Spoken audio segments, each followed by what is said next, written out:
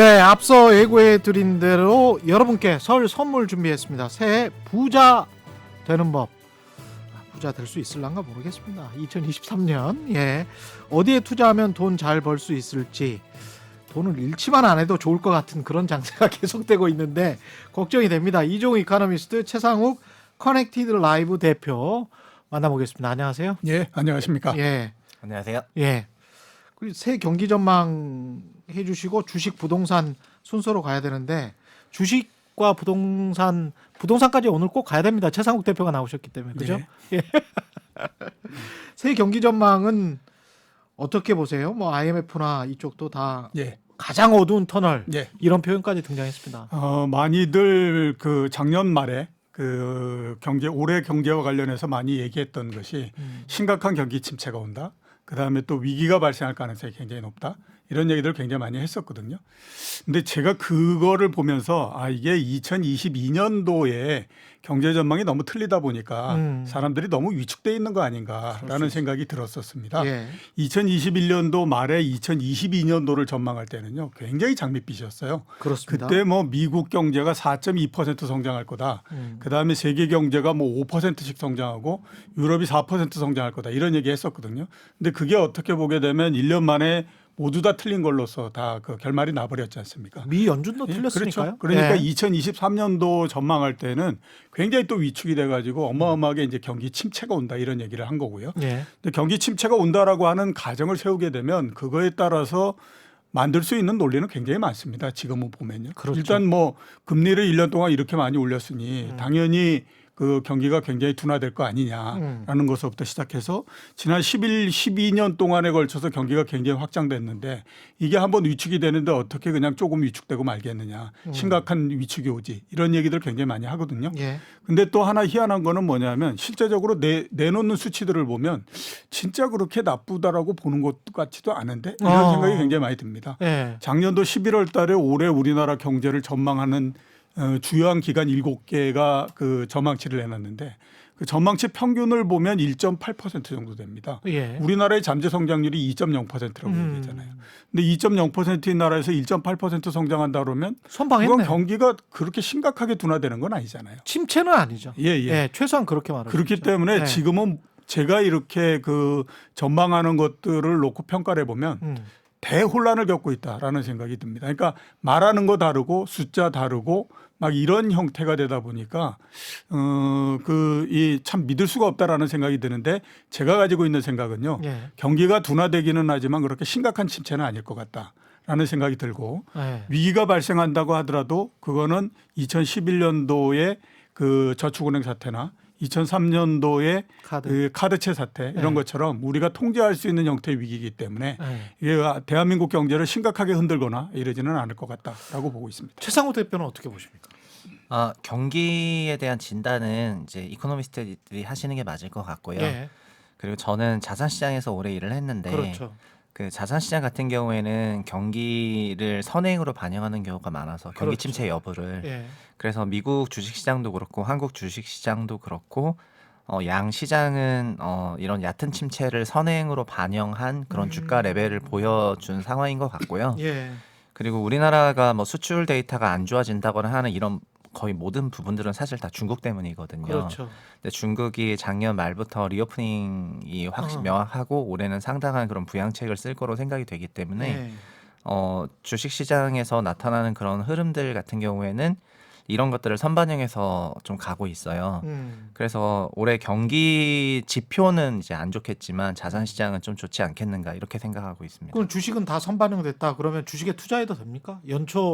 연봉으로 우리가 생각을 해보면 지금이 저점입니까? 그래서 제가 올해 끝날 때에 2023년도에 주식시장을 한마디로 딱 한 단어로서 정리를 한다라면 뭘까라고 한번 생각을 해봤거든요. 예. 저는 선방일 거다라고 생각을 합니다. 2023년 말이 되면 예, 말이 되면 올해 초에 우리가 생각했던 것보단 그래도 시장이 굉장히 선방을 했구나라는 생각이 들 거다라는 생각이 들거든요. 그러니까 올해는 지금 생각으로는 일정한 박스권 내를 벗어나지 못할 가능성이 높다. 예. 근데 그 박스권 내도 뭐 주가가 한 2,200포인트 정도 된다라고 하면 그게 박스권의 거의 하단이니까 지금에서 그 하단에서부터 그렇게 크게 멀지는 않는 그런 상황이지 않습니까? 예. 그러니까 올해는 연초 대비해서 이렇게 봤을 때는 연초보다도 주가가 그렇게 낮은 그 기간 예. 이건 그렇게 많지는 않을 것 같다라는 생각이 들고 그 인덱스로 보면 뭐 가령 S&P가 뭐 연평균 수익률이 뭐 한 11% 10% 이렇게 이야기하잖아요. 예. 우리 코스피는 그것보다 좀 낮은데 음. 어떻게 보세요? 한 7%는 할 것이다. 대략 한 인덱스로 공금리 정도 수준보다는 조금 더 높을 것 같다. 고금리 수준보다는 좀 높을 예. 것이다. 그러니까 공금리가 지금 보면 10년 그 3년물 국채가 한 3.3% 이런 정도 되지 않습니까? 예. 그러니까 그거에 한 1.5배 정도 수준까지의 수익은 날 수도 있다라는 생각이 들어요. 근데 문제는 뭐냐? 예. 말씀드렸던 것처럼 한 해 내내 주식시장이 제가 생각했을 때 박스권이기 때문에 이거를 위에서 사게 되면 손해를 그렇지. 보는 거고요. 그렇지. 밑에서 사게 되면 그래도 괜찮아지는 그래도, 거기 때문에 예. 그래서 항상 제가 많이 말씀드리는 건 뭐냐면 올해 시장이 박스권의 형태에 있을 거냐 없을 거냐 하는 것들을 먼저 결정을 하고 거기에 따라서 투자를 하십시오. 그게 아니라 그냥 시장이 움직이는 대로 하다 보면 2,500포인트일 때 주식 사고 2,200포인트일 때 주식 팔고 이런 형태가 되기 때문에 올해가 어떤 한 해보다도 굉장히 그 힘든 한 해가 될 겁니다. 변동성도 심할 것이다. 그게 아니라 내가 딱 일정한 박스권 내에 있다라고 생각하면 네. 밑바닥에 왔을 때 사고 위에 올라갔을 때 팔고 이런 전략을 피는데 그거 거꾸로 가게 되면 진짜 괴로워지는 거거든요. 그렇기 네. 때문에 올해는 시장이 얼마가 되느냐도 중요하지만 과연 그 우리가 어떤 전략을 쓰느냐, 어떻게 시장을 보고 어떤 전략을 쓰느냐 네. 이것도 굉장히 중요하다라고 봐야 됩니다. 최상국 대표는 직접 투자도 하시죠. 네네. 예, 이제 뭐 그라운드로 네. 내려오셨으니까 독립했으니까요. 네네. 독립했으니까 옛날 같은 애널리스트 입장이 아니니까 직접 투자도 할 수 있을 것 같은데 그래서 더 뭐랄까요 정글에서 뛰는 입장에서 봤을 땐 네. 예, 이게 더 명확히 보일 수도 있을 것 같기도 하고요. 저 같은 경우에는 네. 그러니까 저나 이제 다른 그런 투자자 같은 경우에는 지수 상단이나 하단을 예상하기보다는 개별 섹터를 베이스로 접근을 하는데 예. 지금 현재 한국에도 유사한데요. 지금 우리나라에 나타나고 있는 시장의 연초 분위기는 차이나 플레이라고 해서 예. 중국의 리오프닝을 좀 선반영하고 있긴 한데요. 저희가 그걸 좀 생각해 보면은 결국은 중국이 우리나라에게 상당한 영향을 미친다고 봤을 때 예. 저희 수출 증가율 둔화도 다 반도체인데 이건 또 다 중국과 연결되어 있는 거고요. 그렇죠. 그리고 철강, 조선, 화학 같은 전반적인 시클리컬 산업도 전부 중국이랑 연결되어 있고요. 네. 그리고 화장품이나 면세업이나 카지노 그리고 여행업 그리고 항공업도 사실 다 중국이랑 연결이 되어 있거든요. 그리고 지금은 이제 2차 전지 관련한 그런 여러 가지 밸류 체인들도 미국이랑도 주로 많이 연결되어 있지만 예. 이제 중국 상황도 중요한 거여 가지고요. 그러네. 그래서 한국에 있는 거의 모든 기업들이 다 중국이랑 연결돼 있다고 생각한다면은 중국이 이런 다른 나라가 하지 않은 대대적인 부양책을 오래 쓰고 있기 때문에 국가가 추진하고 있는 정책에서도 다른 선진국들은 억제 정책인데 중국은 부양책이에요. 그렇죠. 그래서 이런 상당한 부분이 이제 차이나 플레이가 주식시장에 좀 나타나지 않겠는가 이렇게 생각을 하고 있고 중국 연관주들이 그 중에서 경기 순환주들이 네, 괜찮을 그리고 것이다. 심지어 네. 이제 금융 섹터 같은 경우에도 지금 주주 자본주의를 조금 지향하는 그런 주주 행동주의 운동들이 레터를 보내면서 예. 이제 국내 금융주들이 아시겠지만 PBR 0.3배밖에 안 되는 그렇죠. 그런 네. 상황인데 이런 것들에 대해서 이제 과거에도 보시면은 1970년대 말이나 80년대 이런 인플레이션을 겪고 나서 시장이 다시 안정화를 될 때 사람들이 이제 먹고 살기 힘들어지니까 주주들에게 그 기업들에게 강력한 주주 환원을 요청을 하게 되면서 배당이라도 많이 주라. 네, 그런 거 줘라 이러면서 이게 성숙하게 되었는데 네. 지금 우리나라에 이게 도입되는 그런 시기라고 봐서 금융주도 보시면은 거의 뭐 성장주처럼 상승을 하고 있는 장세이고 이런 질적 변화가 같이 수반되는 연도가 아니겠는가 해서 올해는 이제 좀 좋게 바라보고 있습니다. 지금 말씀하신 거 전부 다 전통 굴뚝주들인데 80년대 유행했던 것들 이정우 센터장님이 한참 그 활동하실 때 한 건데 이게 다시 돌아오는 겁니까 그러면? 네. 모든 종목들은 그 업종이 사라지지 않는 한은 그 계속해서 반복적으로 어느 정도 이루어지고 그런 형태가 되거든요. 지난 몇 년 동안에 걸쳐서 우리가 보면 그 성장주들이 굉장히 많이 상승을 했잖아요. 특히 미국 같은 경우에 뭐 팡이나 뭐 이런 것들을 해가지고 계속해서 끌어올리면서 가는 형태가 됐었는데 그게 작년도 하반기 정도 되면서 이게 그 너무 이 가치에 대한 평가가 너무 높아진 게 아니냐라고 예. 하는 우려로 해서 주가가 굉장히 많이 하락을 했죠. 예를 예. 들어서 보면 이제 테슬라 같은 경우가 거의 70% 넘게 한 해에 떨어져 버리고 이렇게 됐으니까 그렇죠. 이제 성장주들이 일단은 한번 크게 타격을 받았기 때문에 그 개념이라고 하는 것이 정반대로 갈 수밖에 없는 그런 그 형태가 된 거거든요. 예. 그런 측면에서 이제 가치주들이나 이런 것들이 올라가는 형태가 되고 아. 그러다 보니까 이제 은행주 이게 눈에 띄었는데 뭐 그동안에도 보면 굉장히 싸다라고 하는 것들이 눈에는 띄었죠. 근데 그게 뭔가 상승에 대한 계기를 바깥에서부터 일단 찾아야 되는데 그 부분들이 이제 주주환원이나 이런 것들로 해가지고 제공이 되다 보니까 갑자기 은행주가 싸다라고 하는 것들이 눈에 띄면서 이제 지금은 곽강을 받고 있는 그런 상태 이렇게 이제 볼 수가 있는 거죠. 아까 금리 이야기를 제대로 짚고 넘어가지 않았는데 예. 요것만 하나 짚을게요. 그러니까 이런 이야기를 많이 하는 것 같아요. 올 하반기쯤에는 그래도 확실히 멈추고 내려가는 조치를 미 연준이 취할 수도 있다.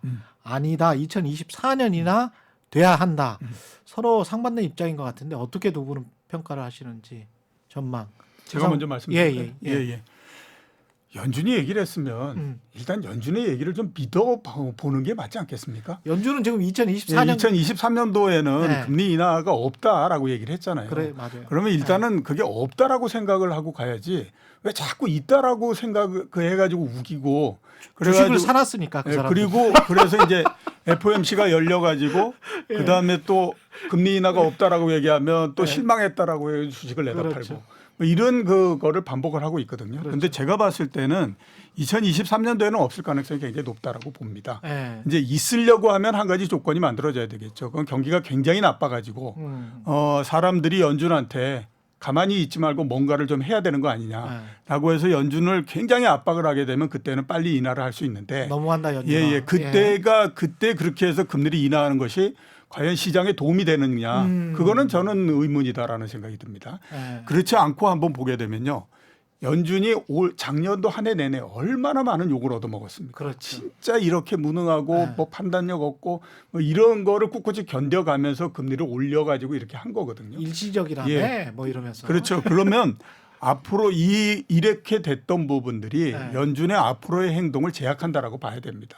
예. 그러니까 연준이 그동안에는 그렇겠죠. 우리가 모든 것들을 다 할 수 있는 존재다라고 생각을 했었는데 그게 아니다라고 하는 것이 판명이 되면서 1년 내내 굉장히 그 많은 욕을 얻어먹고 했기 때문에 지금은 굉장히 위축이 돼 있거든요. 그러니까 여기에서부터 포지션을 바꾸고 하려고 하면 본인들 스스로가 얘기했던 부분들을 깰 수 있는 쓸만한 요인이 있어야 되는 거예요. 그러네요. 예, 근데 그게 없는 상태에서 스스로 뭔가를 할 거다라고 생각하면 그건 오산이거든요. 그렇기 때문에 그냥 2023년도에는 금리 인하 없다라고 생각하고 가야 되는 것이 맞고 지금에서 제가 많이 당부드리고 싶은 거는 금리 인하를 2023년도에 하냐 마냐 가지고 얘기하지 마시고 예. 금리가 과거 한 10년 동안에 걸쳐서 너무 낮은 금리에서 이제 정상이 된 금리가 됐다라고 하는 거죠. 이제야. 예, 시장 금리가 정상이 된 거잖아요. 네. 이제.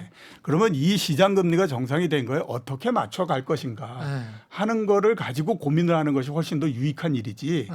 여기에서 되지도 않는 계속 해가지고 시장에 저항하지 뭐 말아라. 11월 달에 금리를 인하할 거다, 8월 달에 인하할 거다 이런 쓸데없는 계속해서 애걸 복걸하는 희망만, 것처럼. 그것만 해가지고 뭔 도움이 되겠냐라는 겁니다. 최상욱 대표도 비슷하십니까? 아, 저는 그 거시경제 전문가는 아니어서 금리 전망은 못 하고요. 다만 시장에서는 올해 물가가 그러니까 금리는 연준이 결정하는 거지만 그 연준은 결국 데이터 디펜던트 한다고 데이터 보고 판단하겠다고 했고 그렇죠. 예. 그 데이터의 핵심은 이제 다 물가가 되었기 때문에 사람들은 이제 물가 얘기만 하거든요. 그렇죠. 근데 그 물가 레벨은 이제 지금의 컨센서스는 이제 6월 정도가 되면은 내려갈 거라고 생각을 하고 있기 때문에 예. 뭐 금리를 내릴지 말지 모르겠지만 물가가 내려간다면 뭐 연준도 알아서 결정하지 않을까 이런 생각을 하고 있는 것 같고 그리고 그거를 시장에서는 결국 저희는 뭐 저희가 은행이 아니지 않습니까? 그렇죠. 연준에 돈 빌리는 거 아니고 그 대출자로서 은행에 직접 시장 상품을 통해 가지고 그 금리를 쓰게 되는데 그런 시장 금리는 이미 내려가고 있어서 그 시장 금리 내려가는 부분들은 이제 이런 것들을 좀 반영한 것들이 아닌가. 그 물가가 내려가고. 그건 추세적입니까? 네. 시장 금리 내려가는 건. 네네네. 그러니까 저희가 레고랜드 그러니까 예. 이제 이제 모 도지사께서 이제 좀 예. 미안하다고 하신 그 예, 사건 강원도지사. 이후로 예. 네. 예. 그 사건 이후로 예.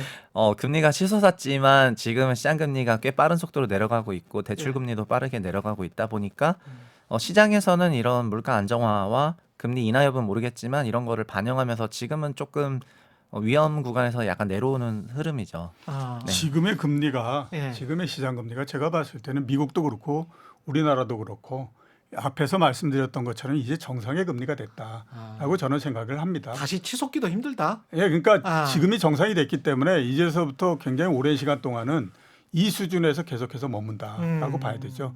2000년서부터 2022년도까지 22년 정도의 평균을 보면 예. 우리나라의 3년물 국채 수익률 평균이 3.7% 정도입니다. 그렇군요. 미국의 10년물 국채 수익률의 평균이 3.4% 정도거든요. 예. 그 아시는 것처럼 그 20년 동안의 뒤에 10년은 예. 굉장히 금리를 낮게 갖고 갔던 때예요. 그게 정상이었네요. 예. 그런데도 불구하고 그 정도 나온다라고 하는 거는요. 음. 지금의 수준 정도의 금리가 정상이라고 봐야 되는 거거든요. 지금이 미국 국채 10년물이 한 3.6. 3.6. 우리나라의 3년물 국채 수익률이 3.3 이 예. 정도 되거든요. 그럼 비슷하게 간 거네. 예, 그런 상태에서 우리가 한번 봐야 될 필요가 있는 게 예. 미국이 2번 정도 기준금리를 더 올리면 5.0% 되잖아요. 그렇죠. 시장 금리는 3.5%거든요. 예. 차이가 굉장히 많이 벌어지잖아요. 예. 그런 상태에서 그 기준금리를 5.0에서 내린다고 하더라도 시장 금리가 거기서 추가적으로 더 많이 내려가거나 이러지 않아요. 아, 이미 시장 금리는 어느 정도 반영했기 적정 때문에. 수준에 와 있기 때문에 음. 그냥 기준금리를 가지고 올리고 내리고 그랬는데 그거가 가지고 있는 신호 기능이 옛날에 비해서 굉장히 떨어졌다 이렇게 볼 수밖에 없는 거죠. 종목별로 말씀을 하실 때는 두 분 다 그러면 플랫폼이랄지 테크 기업들 이런 것들보다는 가치가 원래 그 뭐 가치주라고 해가지고 PBR이 굉장히 좀 낮고 그런 전통 굴뚝주들을 아까 많이 말씀하시더라고요. 철강조선 중국과 관련해서도 그렇고 네. 그게 맞습니까? 지금 시장 트렌드로 가는 겁니까? 그렇게 가치주 위주로 전통 굴뚝주 위주로 시장에는 2023년? 여러 가지 아이디어가 그냥 다 있는 것 같습니다. 아. 근데 차이나 플레이라는 아이디어는 매우 명확한 것 같고요. 매우 명확하다. 네, 네. 특히 그 차이나 플레이의 막 그런 아까 말씀드렸던 뭐 예. 여행이라던가 항공이라던가 호텔 면세 같은 것만 있는 게 아니라 예. 소재 산업재도 영향을 주고 그리고 반도체도 사실 가장 중요한 부분 중에 하나여서 우리나라 거의 대부분의 산업이 다 중국이랑 연결이 되어 있긴 하거든요. 그렇죠, 그렇죠. 그래서 이런 섹터들이 원래 강세인 건 맞는 것 같고요. 그 반도체도 포함이 되나요 지금? 네, 저희 수출 증가율 감소분은 다 중국향 반도체 감소분이기 그렇죠. 때문에 예. 중국이 부양 정책을 쓰게 된다면은 그쪽에서 이제 플러스가 좀 나올 거로 생각하고 사실은 그 반도체 좀 더 들여다봐야 되는데 예. 어차피 메모리 같은 경우에는 삼전, 하이닉스, 네. 그다음 마이크론밖에 없기 때문에 그렇죠. 3사가 예. 사실상의 그 독과점 형태여서 예. 이들은 이제 생산량에 대해서 외부로 알리진 않지만 그 지금 이제 반도체 재고가 감소하는 속도를 보면은 굉장히 감산을 하고 있는 건 명확하거든요. 3사 다? 네. 알 수는 없지만. 네, 왜냐하면 말할 수 없어요. 말하면 네. 잡혀가요. 아, 말하면 네, 잡혀갑니까? 독과점 레벨이어서 잡혀가. 그래서 예. 그런 걸 보면은 네. 아마도 감산을 하고 있을 건데 그러면 결국 감산되면 메모리 반도체 가격은 결국 공급이랑 수요로 움직이는 거고 예. 이제 공급 쪽에서 굉장한 오펙이 감산하는 거 이상으로 감산 중이기 때문에 예. 결국 메모리 가격, 반도체 가격도 이제 좀 올라가면서 저쪽 중국으로 수출 데이터 다시 올라가면 돌아서지 않겠냐. 그러니까 저는 이제 그런 생각을 합니다. 그 예. 자산시장에 10년 일하면서 느꼈던 거는 예. 경제 지표는 실물 경제를 반영하는 거기 때문에 그렇죠. 실물 경제 지표는 지금보다 더 안 좋을 수 있다고 생각을 하고 미국도 마찬가지인데요. 사람들은 힘들 수 있다. 네. 예. 근데 자산 시장은 이거를 이제 선반영하는 경향이 매우 심한데 주식이 가장 선반영을 심하게 하고 예. 부동산은 좀 천천히 반영하는 것 같거든요. 예. 그래서 올해 같은 경우에는 주식 시장 같은 경우에 작년에는 상당히 선반영을 했고 올해는 회복을 좀 선반영을 하면서 강세를 보이는 것 같고요. 부동산은 회복을 선반영하기엔 조금 이르기 때문에 계속 약세를 보이고 있는 게 아닌가 이렇게 네. 생각을 하고 있습니다. 부동산은 조금 더 있다가 자세히 네. 짚어보기로 하고 채권 이야기 하겠습니다. 아까 지금 금리가 일정 수준으로 유지가 한동안 된다라고 친다면 예. 그러면 채권에 투자하는 것도 그렇게 큰 매력은 지난해에 비해서는 매력이 좀 떨어지지 않나? 뭐 이런 생각도 드는데 어떻게 보세요? 아니요, 제가 봤을 때는 어느 정도 수준이 되는 금리를 계속해서 받을 수 있다라고 하는 것 자체가 매력이 아닌가라는 생각이 듭니다. 그러니까 어차피 우리가 쿠폰 받는 게 매력이다. 예, 그렇죠. 그러니까 우리가 많이 이제 생각하는 게 금리가 떨어져서 채권의 가격이 올라가 가지고 거기에서부터 자본 이득을 얻고 뭐 이런 얘기 많이 하지 않습니까? 예, 주식처럼 생각을 하면. 예, 그렇죠. 근데 예. 그거는 대부분의 경우를 이렇게 비춰서 보면 그건 이제 기관 투자자들이 주로 하는 얘기고요. 그렇죠. 일반 투자자들이 내가 채권을 샀는데 금리가 떨어져 가지고 거기에서 자본이득이 발생했으니까 내가 이거를 팔아 가지고 그 자본이득을 챙기자라고 하는 사람은 실제적으로 그렇게 많지 않습니다. 진짜 소수겠죠. 예, 그렇죠. 이종우 센터장님 정도의 레벨. 저도 그냥 계속해서 채권을 가지고 이자를 받고 이러는 것이 보다 더 목적이기 때문에 그렇군요. 거의 많은 그 일반 투자자들은 만기가 될 때까지 그 특별한 문제가 없으면 그 채권을 가지고 이자를 받는 것들을 굉장히 중요하게 생각을 하거든요. 지금 한번 생각해 보시면 A등급 회사채 이런 경우는 아직까지도 역시 마찬가지로 5%로 훨씬 더 넘어가는 그렇죠. 그런 그 수익을 계속해서 내고 있습니다. 그러면 1년에 5% 정도 수익이면 작년도 초에 한번 생각을 해보세요. 트리플 B 이런 것들도 3.5%밖에 안 돼가지고 이거 하는 게 맞나 틀리냐 이런 생각을 했었거든요. 트리플 B인데. 예, 그런 정도였는데 5%로 훨씬 넘는다라고 하는 건 얼마나 좋습니까? 예. 그런 측면에서 우리가 한번 되짚어서 보면 11월 달, 10월 달 이럴 때에 한국전력 채권이 5.7%까지 올라가고 했었잖아요. 예. 제가 그때 그러는데도 한국전력 채권을 뭐 이게 피하고 이러는 것들을 보면서 사람들이 역시 공포라고 하는 것에서는 자유롭지가 못하구나라는 그렇죠. 생각이 굉장히 많이 들었거든요. 예. 아니 우리나라에서 한국전력을 그럼 망하게 만들겠습니까? 그거 아니거든요. 그러면 결국에 보면 국가하고 거의 비슷한 등급의 그 신용 등급을 갖고 있는 그 곳에 채권 금리가 5.7%를 넘어가고 그랬다면 얼마나 좋은 겁니까? 근데 그때는 전부 다 무서워했었거든요. 그렇죠. 지금 굉장히 떨어져서 이제 그걸 하고. 그러니까 지금도 제가 봤을 때는 뭐 한 3.5% 정도 국채 금리가 나오고 그러면 A등급 회사채 금리가 5% 중반 정도 나오고 그러면 그거 뭐 나쁠 게 뭐 있느냐. 그냥 그래서 만기 될 때까지 한 3, 4년 동안 계속해서 금리 받으면 되지. 만기 될 때까지 가지고 있을 수 있는 돈이라면 투자하는 것도 나쁘지 그렇죠. 않다. 예. 최상욱 대표님은? 저는 이제 채권 전문가는 아닌데요. 그 채권 금리가 상승했다는 거는 결국 투자자들의 요구 수익률이 굉장히 올라가고 있다는 거여서 그렇죠. 그리고 그래서 정말 그거를 커버할 만한 어마어마한 상승률이 아니고서는 굳이 위험 자산을 우리가 투자할 필요가 있냐 막 이런 얘기들이 나오는 거거든요. 그렇죠. 그러니까 예금만 넣어도 지금은 그런 예금 금리가 좀 없어졌지만 그러니까 소위 굉장히 안전한 그런 채권이 등장해 버렸기 때문에 수익률 연율 5%가 안 되는 이런 위험 자산은 이제 메리트가 하나도 없고 그렇죠. 그런 리스크가 좀 더 가산돼서 막 8, 9%씩 연에 올라줄 것 같은 자산 정도가 돼야지 그렇죠. 저희가 투자하게 되다 보니까 이제 이런 기준금리 상승은 자연스럽게 주식이나 이런 위험 자산에 대한 투자 선호도를 낮추는 요인인 것 같긴 하고요. 이게 성장주라고 대표됐던 그런 고성장 기업들의 그 할인율을 높이기도 했기 때문에 멀티플이 내려가는 부분도 이게 지금 이런 금리 때문에 지금 시장의 색깔이 조금 반영되는 게 아닌가. 네, 그런 기준이라고 생각하고 있습니다. 지금 말씀 듣다 보니까 아까 전통 굴뚝 산업주 중에서 배당을 좀 잘 주는 기업 위주로 찾아보는 것도 방법일 수 있겠습니다. 네. 예, 8, 9%라고 지금 말씀을 하셨다면, 네네. 예, 배당을 잘 주는 안정적인 가치가 낮은 기업, 가치가 높은 기업을 저점에서 사서 한 연 수익 한 9%에서 10% 정도의 목표를 가지고 하는 것도 현명할 수 있겠다. 네, 그래서 외국은 배당뿐만 아니라 그 자사주를 매입하고 소각을 하거든요. 그렇죠, 그렇지. 근데 우리나라는 자사주를 매입하고 소각 안 하고 이제 주머니에 넣어두어가지고 나중에 위험할 때 꺼내 쓰기 때문에 이게 문제가 되는 건데요. 그래서 자사주 매입 소각까지 하게 되면 사실 주식 수가 줄어들기 때문에 배당과 똑같아서 이런 주주 가치를 향한 이런 운동이라든가 이런 요청들이 시장에서 많아질 거로 생각하고 있습니다. 예.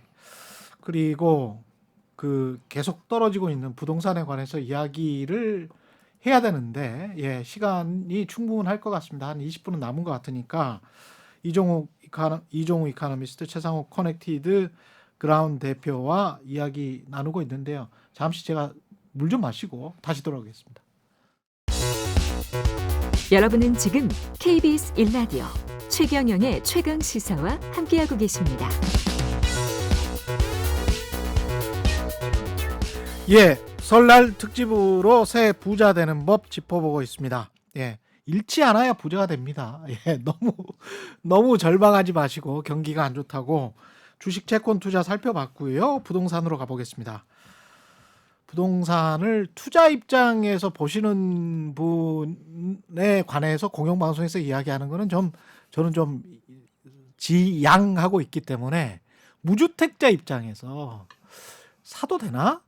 지금 정도 떨어졌으면 어떻게 보십니까? 최상욱 대표님. 아, 예. 저는 지금 올 한 해에도 주택 시장의 매매 가격 추이는 예. 그 전체적으로는 하락세가 이어질 거라고 보고 있긴 한데요. 이미 작년 기준으로 실거래가 거의 40%가 넘게 하락한 그런 지역 같은 경우에는 해당 지역의 월세나 전세 시세를 봤을 때 과하락한 지역도 일부 있어서 전체로 보면은 한 8대2 정도로 20%에 해당하는 지역은 이제 매수해도 될 가격군에 진입을 한 것 같고 그렇군요. 80% 정도는 좀 아직 여전히 좀 비싼 것 같다 이렇게 판단하고 있습니다.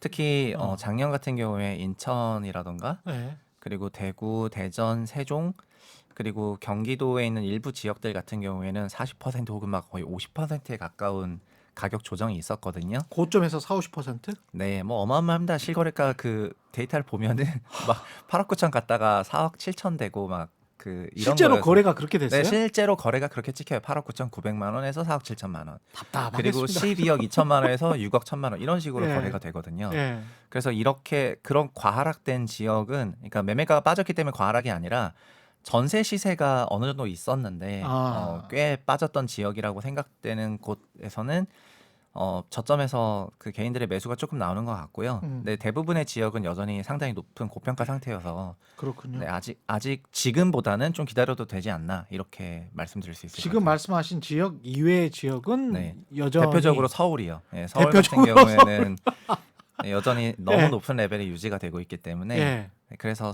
현재 서울에서는 거래량도 적을 뿐더러 그 가격 조정 폭도 적었어요. 그래서 좀 보수적으로 생각하고 있습니다. 한참 저 부동산 화랑일 때 뭐 1, 2년 전입니다.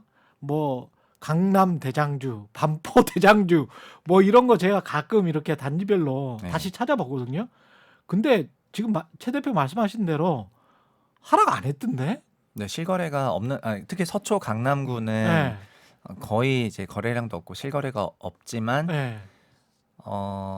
이제 특정 단지를 거론하기 그런데 아까 예. 말씀하셨던 그런 단지들은 22년 5월 이후에 실거래가 없는 경우가 많고요. 그렇죠. 저희가 하락은 서울은 9월부터 본격화됐기 때문에 그리고 재밌는 거는 작년 기준으로 약 5% 하락을 했는데 예. 4분기에만 4% 내렸기 때문에 예. 그 작년 10월, 11월, 12월에 거래가 되지 않은 단지는 이제 과거의 기억을 갖고 있죠. 그 박제하고 있습니다. 과거의 가격을. 그렇군요.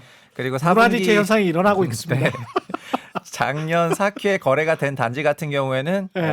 시세 하락을 어마어마하게 반영했고요. 그래서 온도차가 엄청나다고 말씀드리고 싶습니다. 그 잠실이나 네. 송파구 이런 데가 다른 곳보다도 다른 강남에 있는 구보다도 훨씬 더 하락폭이 하락폭이 컸죠. 크잖아요. 네. 그게 왜 그러냐면 송파구에는 대단지의 아파트 단지들이 있습니다. 맞아요. 4,000세대, 5,000세대, 심지어 10,000세대 맞아요. 이렇게 있거든요. 그러니까 4,000세대 정도가 되면 한 달에 아무리 거래가 안 된다고 하더라도 한두 건은 됩니다. 그렇죠. 그렇기 때문에 그때 시세를 조금씩 이렇게 반영을 할 수가 있는데, 그러니까 서초구나 강남구 같은데 500세대, 600세대 이런 데는 거래가 언제 끝나냐면 2021년도 11월 달 이런 정도에서 끝나고 그 이후에 거래가 안 되는 아파트들이 굉장히 있어요. 그렇군요. 그러니까 거래가 안 되기 때문에 내려갈 만한 이런 부분들도 별로 없는 거예요. 그게 시세라고 버티고 있는 거네 지금. 그러니까 네. 뭐 누가 이 아파트 단지의 시세가 도대체 어느 정도인지 하는 것들은 아무도 알 수가 없는 건데 예. 이제 그런 상태에서 팔려고 하는 사람들이 굉장히 급하면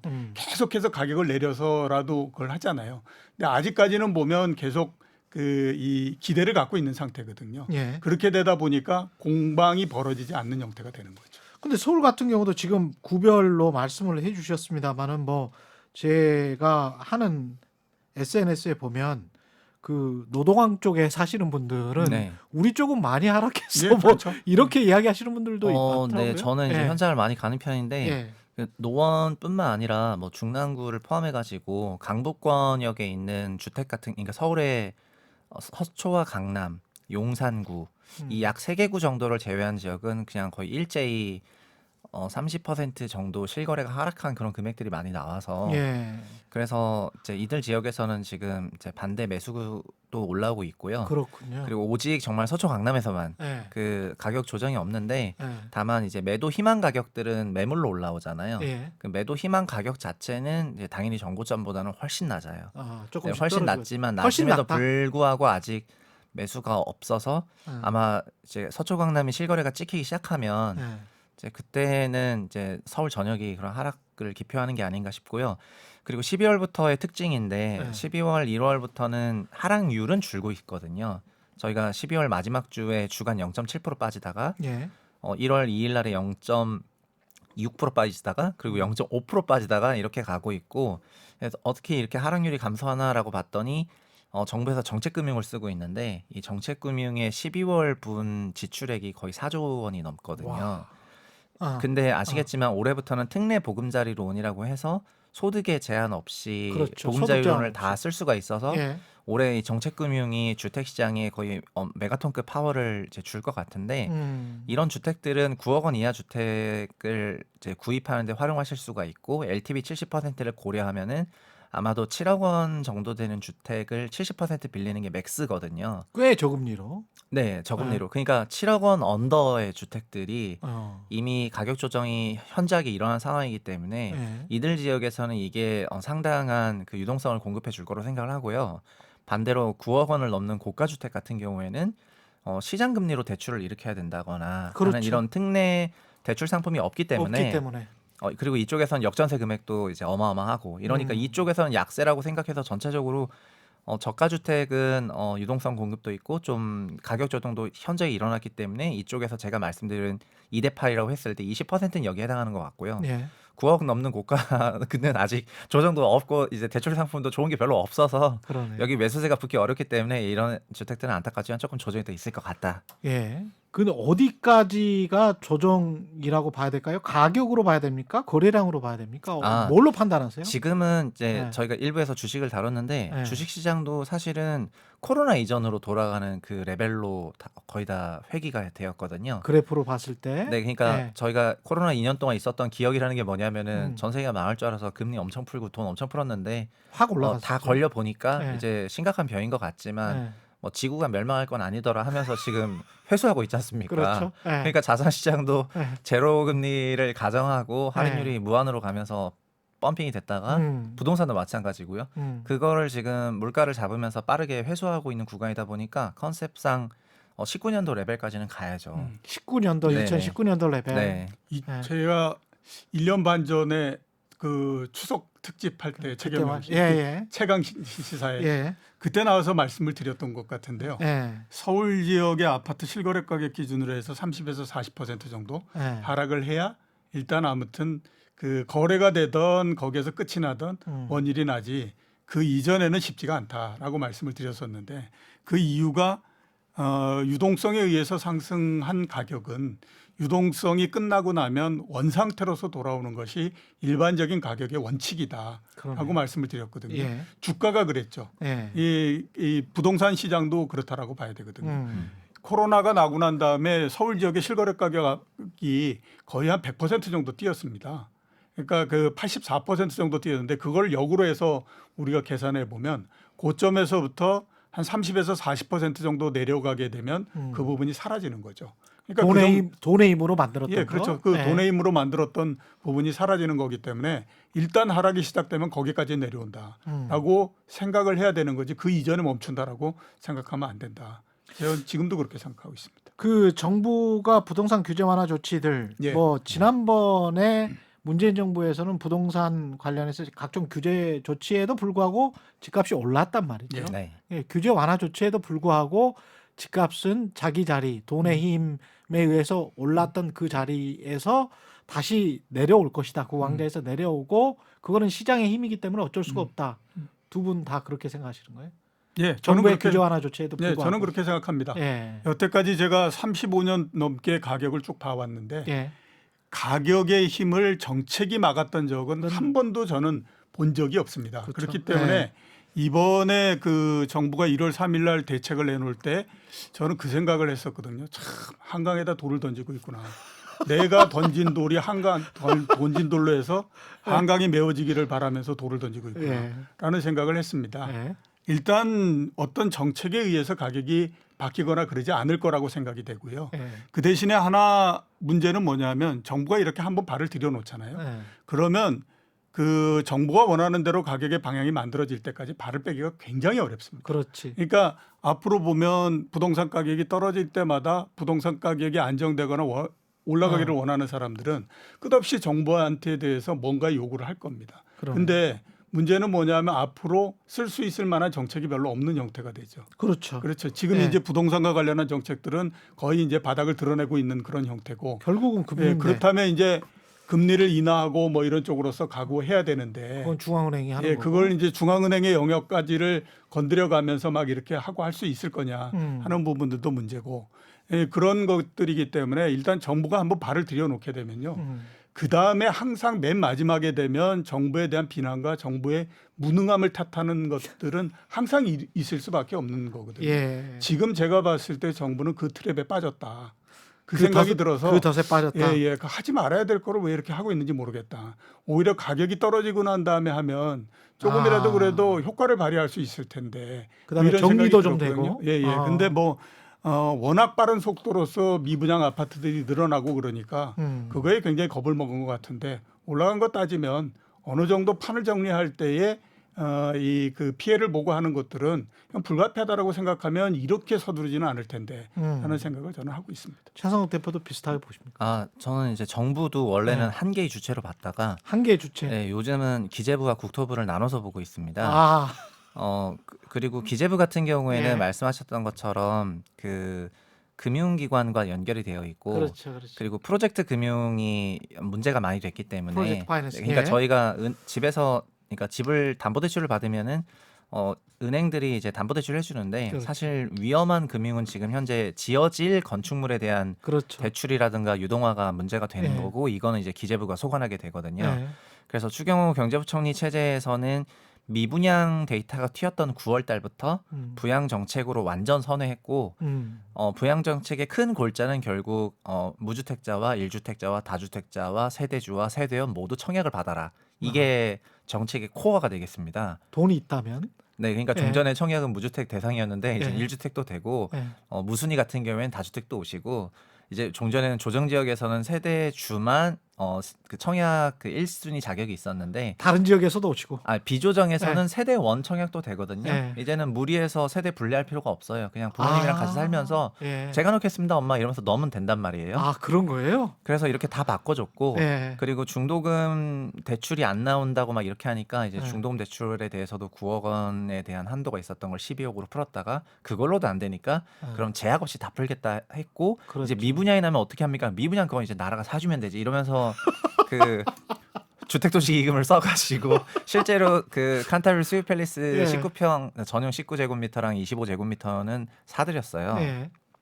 그래서 이렇게 미분양에 대한 문제가 커지면은 이게 프로젝트 금융위기로 커진다고 생각해서 기재부는 완전한 부양책이고요.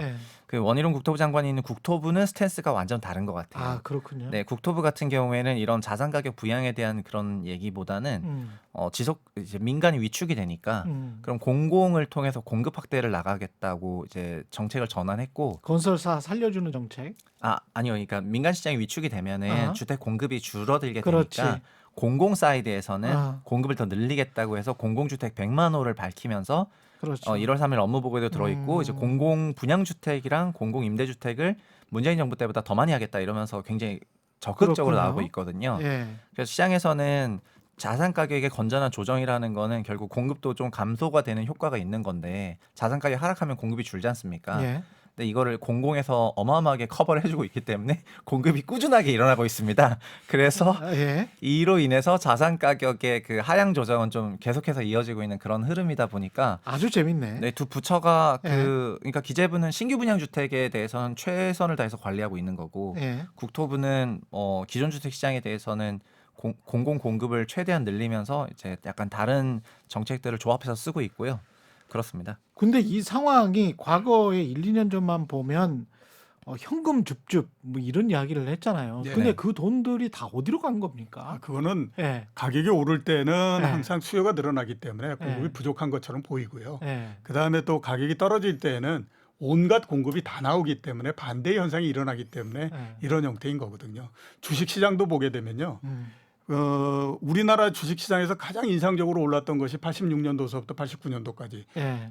코스피 150에서부터 1000까지 올라갈 때지 않습니까? 와. 예, 그때는 유상증자나 무상증자를 한다 그러면 무상증자 20%를 한다 그러면 한 일주일 사이에 20%가 올라갑니다. 와. 예, 물어보면 그겁니다. 아, 이렇게 그 하는데 주식을 공급해 주니까 그렇지. 이게 얼마나 호재냐 이러면서 그 했었어요. 지금 유상증자 한다 그러면 주가 어마어마하게 떨어져 버리죠. 주가 희석 때문에. 예, 그렇죠. 예. 그러니까 그게 그 시장 상황이나 이런 것들에 따라서 보는 관점이 달라지기 때문에 그랬어요. 그러네요. 그러니까 2년 전에 부동산 가격이 막 올라가고 그럴 때는 공급이 없다고 막 난리를 쳤잖아요. 예. 근데 가격이 떨어지면 한 달 전에 샀던 사람도 공급을 할 수 있는 주체가 되는 겁니다. 왜냐하면 한 달 전에 샀는데 앞으로 보니까 계속해서 가격이 떨어질 것 같아. 예. 그러면 여기서 최소한 아무튼 나는 손해를 조금이라도 덜 보기 위해서는 팔아야 된다라고 생각하게 되면 그것 또한 공급이 되는 거거든요. 예. 그러니까 그거에 따라서 많이 변하는 거고 그거에 특히 이제 불을 지른 것이 언론이었다라고 볼 수 있습니다. 네, 가게 그 돈이 예. 어디서 오냐 하셨는데 예. 가게 전체적으로는 그 소득과 대출과 종전 자산의 처분에서 그 그렇죠. 돈을 만들어내는데요. 예. 대출 같은 경우에는 우리나라 평균적으로는 60조 원 정도 연간 빌렸다가 2015년도부터 이제 120조 원 빌리는 시기로 갔다가 문재인 정부 때 대출 규제 정책을 이제 타이트하게 쓰면서 19년도에 다시 60조 원으로 내려갔었거든요. 그랬군요. 그거가 이제 2020년, 21년 코로나를 만나면서 다시 140조로 올라갔어요. 양년 동안. 140조로. 그래서 20년, 20년에는 어마어마한 유동성이 있었고요. 말씀하셨던 대로 돈 빌리는 그러네. 비용이 쌌기 때문에 음. 근데 작년에 얼마냐면은 음. 22년에 얼마냐면은 마이너스 8.7조예요. 마이너스 8.7조. 네, 제가 데이터 보고 깜짝 놀랐는 네. 거는 22년 우리나라 대출 역사상 마이너스는 처음 봤고요. 아. 그리고 원래는 21년에 가계부채 관리하겠다고 했을 때 그때 목표가 얼마였냐면 가계부채 한 4%만 늘면 적정하지 않냐? 6% 너무 심하다. 그러니까 2,000조 기준으로 아. 6%는 120조인데 이거 좀 너무 심한 것 같다. 아. 4%인 80조가 적정하니까 4%만 증가하자 했는데 우리나라 다이내믹하지 않습니까? 바로 그냥 마이너스가 그냥 바로 마이너스 찍어버렸습니다. 그리고 심지어 신용대출은 마이너스 23조 원으로 아. 그 사람들은 신용대출 엄청 갚아버렸어요. 다 네. 엄청 갚아버렸고 그 대출에서도 중도금 대출 이런 거라든가 그러니까 집단대 예. 전세 대출 어쩔 수 없이 받을 부분만 조금 있었고 일반 주담대도 다 갚아버렸거든요. 그러니까 한국 사람들 정말 스마트해요. 진짜 엄청났고 예. 그래서 작년에 이제 유동성이 소멸이 된 거고요. 예. 그래서 올해도 그래서 대출 데이터는 매우 중요할 수밖에 없는데 예. 12월부터 나온 그 대출 데이터에서 정책 모기지가 그래서 어마어마한 그 아. 포션을 차지하게 되었고 예. 이 정책 모기지 데이터를 굳이 감동해서 발라준 걸 보면 앞으로 이게 중요하니까 발라줬다고 생각을 하거든요. 예. 이게 4분기부터 발라주더라고요. 그래서 발라줬다는 거예요, 의미는. 정책 모기지라는 칸이 없었는데요. 예. 그 가계대출 아. 통계를 발표할 때 그것만 따로 떼가지고. 확연하게 네, 드러나게. 정책 모기지를 10월 달부터 0.1조 원인데 칸을 딱 채워주길래 이거 뭐 0.1조 원짜리를 칸을 채워주세요 이랬는데 예. 이게 12월 되니까 4조분까지 올라가고 아마 올해는 정책 모기지가 엄청나게 중요한 게 아닐까 싶고 전체적으로는 유동성이 말라 있는 그런 상황은 대출 데이터를 보시면 될 것 같다. 이거는 꼭 한마디만 답변해 주세요.